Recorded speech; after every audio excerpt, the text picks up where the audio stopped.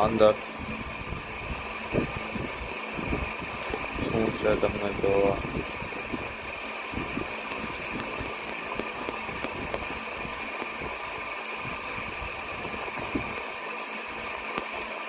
આપણે અંદર આવી ગયા છે તો પરેશભાઈ તો મસ્ત વૃક્ષ છે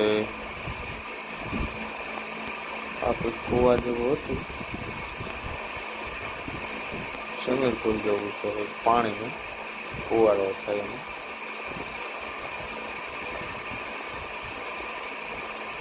આપણે આ બહુ